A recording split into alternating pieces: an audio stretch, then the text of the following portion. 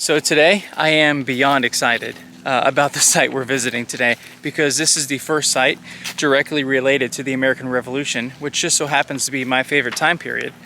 And there's Earthworks here, and if you know anything about me, I love fortifications, especially Earthworks. I don't know why, I just love the simplicity of them.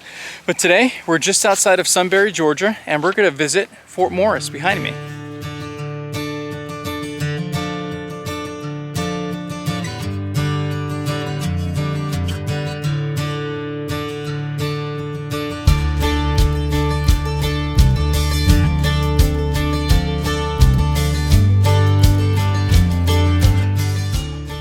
Now, before we head into Fort Morris, I'm just going to give you a little background about the fort itself. It was built in the beginning of the American Revolution to guard the port of Sunbury and St. John's Parish.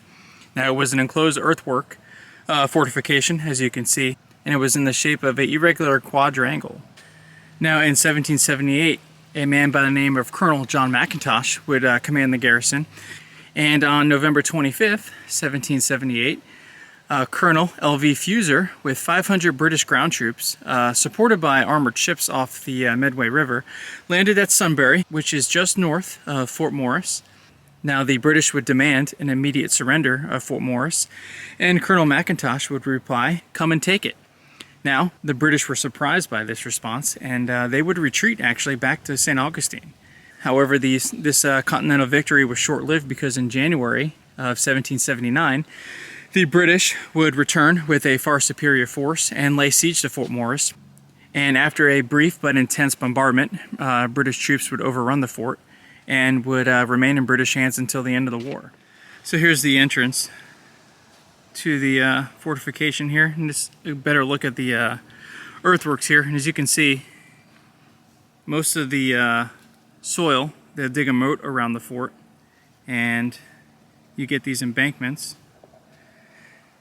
And here's just a better look at the anatomy of what we're seeing here, because I'm no expert in fortifications. But as you can see, the bottom of the ditch would have some sort of obstacle, usually wood palisades, usually sharpened to form obstacles for anti-personnel, and especially cavalry. And you can just imagine, if you're assaulting this position, obviously when you build a fort, all these trees here, they probably removed, so you have clear fields of fire.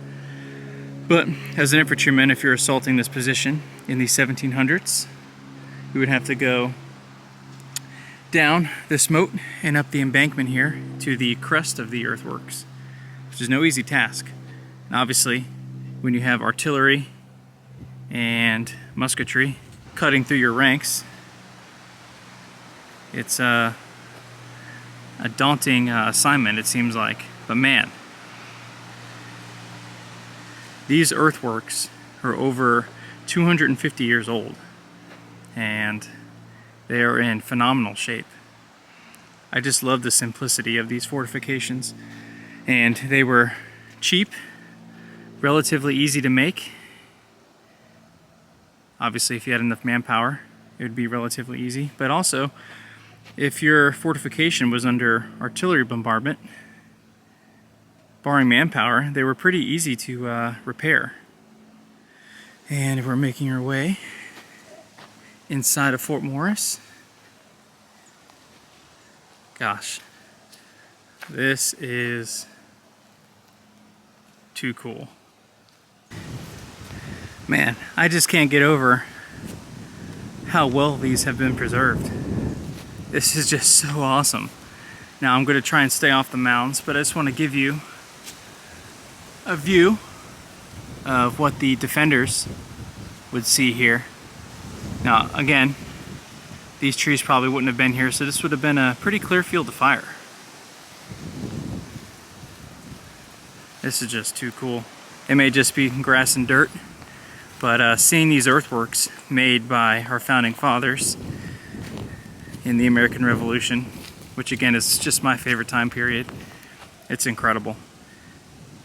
You can truly see the outline of the fort, and just kind of envision what these men would have went through. And again, this fortification is just south of Sunbury, Georgia, which in the 1770s was a thriving community and in many ways rivaled Savannah. It was a pretty big economic port, but you can see the fort nestled along the Medway River. Now, I don't know if it's maybe hard to see, but you can kind of see this depression right in front of us, and there's another one there. Now, I don't want to make assumptions, but there's really no signage here describing what we're seeing, but I wonder if these are the artillery positions. Normally, an artillery piece has a cutout, so you can obviously fire, but I don't want to make assumptions, but that's what it looks like to me.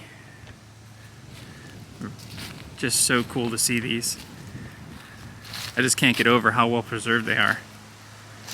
You can just imagine being surrounded by British soldiers and they demand your surrender, and Colonel McIntosh standing up on one of these earthworks yelling, "Come and take it," which he was referring to, you want the fort, you come and take the fort. But you can just kind of see the cover that this would provide. Now here's the opening, but you can see how elevated we are and the earthwork behind me. Now this is me standing up. I have the camera at eye level and you really can't see the grass in front of you, and if I kneel down you can't see anything. So again, these fortifications were simple, but they provided pretty good protection, especially from small arms fire. Now, from what I'm able to find, the Americans did suffer anywhere between 10 to 15 casualties. Again, it's so hard to account for losses back then due to poor documentation, but the Americans did suffer casualties, and I don't know how many the British would suffer, but you would imagine if they were to perform a frontal assault that they would suffer some casualties as well, assaulting these fortifications. Now, after the American Revolution, the site fell in disrepair, but on the onset of the War of 1812, a new fortification would be constructed here called Fort Defiance. Now, I don't know a whole lot about that fort and if it saw any action or not, but even in the American Civil War, there was a small contingent of Confederate forces here, but it didn't see any combat. It was quickly abandoned, and Union troops, once they took over this area, took the guns from this location to another fort. Now I'm outside of the fort, I believe on the east side, and I'm kind of in the moat, but I just wanted to again show you just how well preserved these are. And that's at least 3 to 4 feet above my head. So you can imagine, again, as a assaulting infantryman, having to go up and over these. It's no easy task when there's hot lead flying through the air. Man, this is just an awesome location. Now, I'm not sure. Obviously, we're in the moat, and this is one of the walls or earthworks. And this looks like, I don't know if it's an outer wall or if it's just where they dug the moat, but you can kind of see the terrain difference here. Man, it's just such a cool feeling, just being somewhere where a American Revolution battle was fought, even though it wasn't the outcome that many of us would want.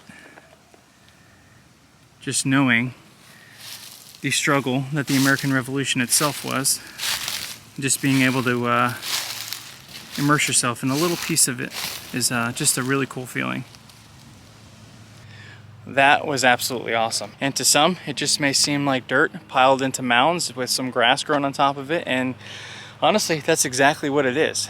But to people that appreciate history, especially during the American Revolution, like myself, again, it's by far my favorite time period, this was the site of a pretty key location that helped guard the port of Sunbury and in turn helped guard the city of Savannah.